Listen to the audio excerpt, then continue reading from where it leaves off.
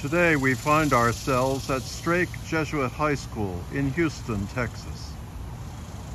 We're about 15 miles southwest of the downtown, in a neighborhood that just to our left is the beginning of Chinatown and then Little Saigon. For those of us who appreciate those cuisines, it's really quite a wonderful place to be.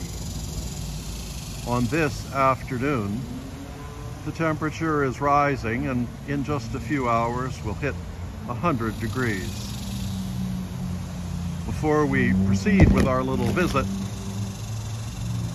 observe all of these various buildings, let's just take a moment and honor Mother Cat,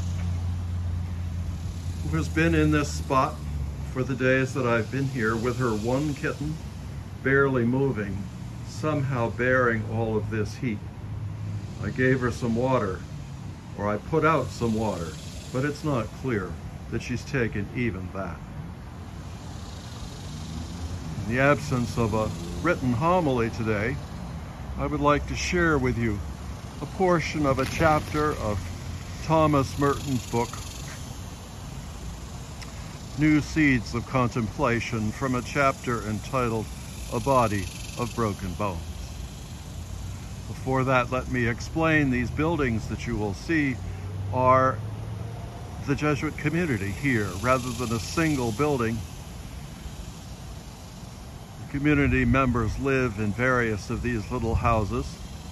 Indeed, the entire school is not one massive building, but rather relatively small buildings, because the climate is such that large buildings with common heating and so on are not necessary. So let's listen to a little bit of what Thomas Merton has to say to us. There are two things which men can do about the pain of disunion with other men. They can love or they can hate. Hatred recoils from the sacrifice and the sorrow that are the price of this resetting of broken bones. It refuses the pain of reunion. There is in every weak, lost, and isolated member of the human race an agony of hatred born of our own helplessness and our own isolation. Hatred is the sign and the expression of loneliness, of unworthiness, and of insufficiency. Insofar as each one of us is lonely, is unworthy, then each one of us hates ourselves. Some of us are aware of this hatred, and because of it, we reproach ourselves and punish ourselves mercilessly and needlessly. Punishment cannot cure the feeling that we are unworthy.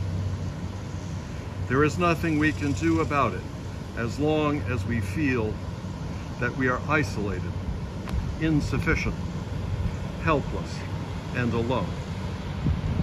Others, who are less conscious of their own self-hatred, realize it in a different form by projecting it onto others. There is a proud and self-confident hate, strong and cruel, which enjoys the pleasure of hating, for it is directed outward to the unworthiness of another.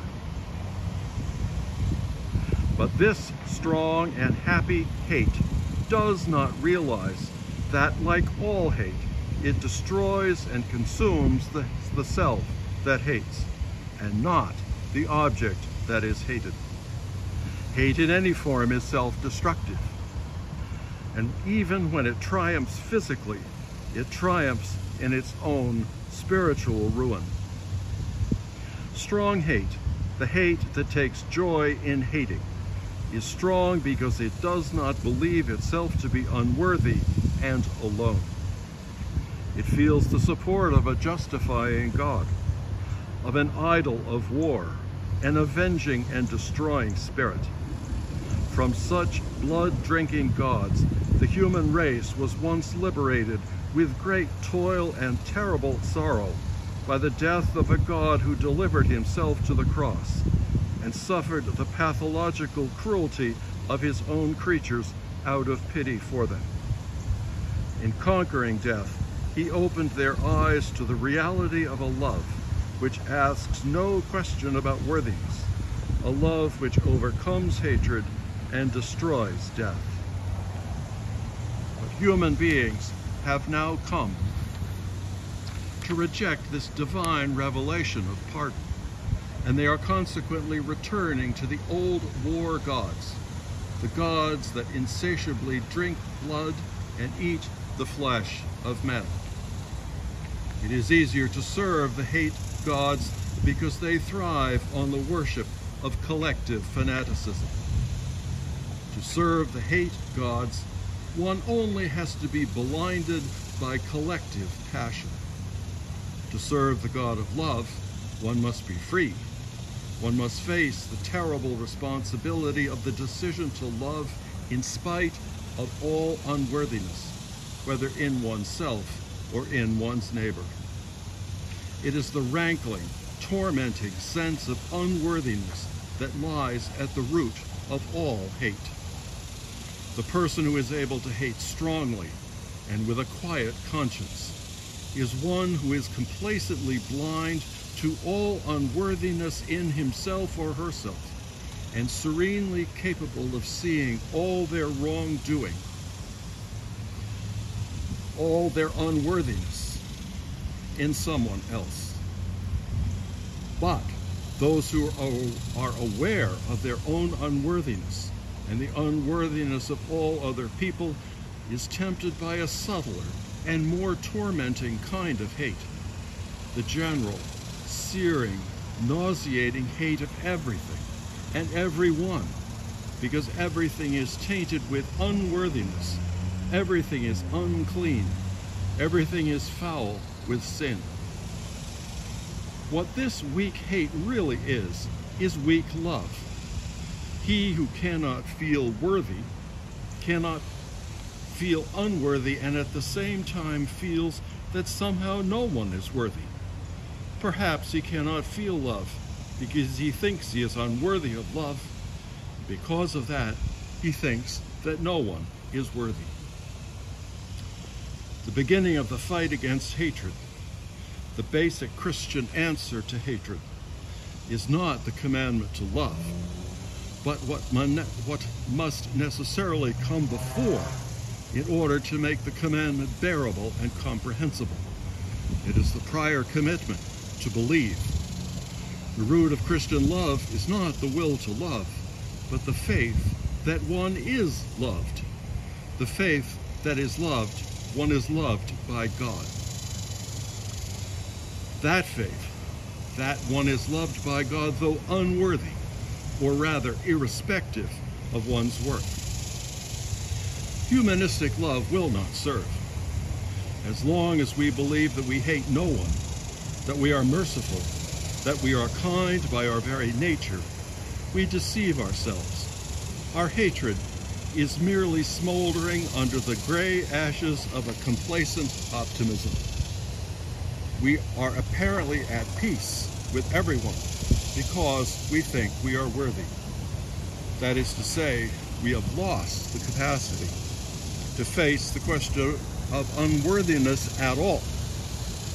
But when we are delivered by the mercy of God, the question no longer has meaning. But love, by its acceptance of the pain of reunion, begins to heal all wounds. If you want to know what is meant by God's will in one's life, this is a good way to get an idea of it. God's will is certainly found in anything that is required of us in order that we be united with one another in love. But I cannot treat other people as other people unless I have compassion for them. I must have at least enough compassion to realize that when they suffer, they feel somewhat as I do when I've suffered. And if for some reason I do not spontaneously feel this kind of sympathy for others, then it is God's will that I do what I can to learn how.